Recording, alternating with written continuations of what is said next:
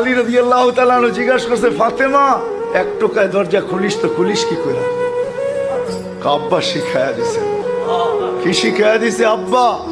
আলী সারাদিন পরিশ্রম করে আসবে, ফাতেমা দরজা যেন 2 টোকা দিতে না হয়, এই জন্য তুমি আসার আগে দরজায় পিঠ লাগায় দাঁড়ায় যাই, টোকাটা দরজায় না পড়ে যেন আমার পিঠে পড়ে, এটার নাম সুখ। পা দিয়া দেখা দিছে টেবিলে খাওয়া রাখা আছে, খায়া ঘুমায় পড়ো, এটার নাম সুখ না। পা দিয়া দেখা দিছে, হাত দিও না, টেবিলে রাখা আছে, খায়া ঘুমায় পড়ো, বেশি ডাকাডাকি করবে না, এটার নাম সুখ, এটার নাম সুখ। চতুর্থ দিনও কিছু নিয়ে আসতে পারেন না, এটা এক ঘরের না, প্রত্যেক ঘরের চিত্রই এরকম ছিল।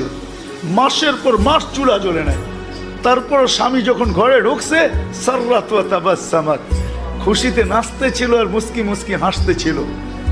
আলী রাদিয়াল্লাহু তাআলা আনহু ফাতেমা রাদিয়াল্লাহু তাআলা আনহা কাঁধে হাত রেখে বসে, রহিমাল্লাহু ইমরাতান, ফাতেমা 4 দিনের ক্ষুধার তো চুলা জ্বলে নাই, ঘরে খেজুরের বিচিও নাই, পানি ব্যতীত কিচ্ছু নাই, হাসান হোসাইনের জিহ্বা খিদা নিবারণ করায় নিয়ে আসছি আল্লাহ রসুলের জিহ্বা চোষায়া। আমি ঘরে ঢুকতেছি, তুই এখনো হাসতে পারিস আর নাচতে পারিস? বলতে নাচবো না কেন, হাসবো না কেন, তুমি তো আমার বাদশা।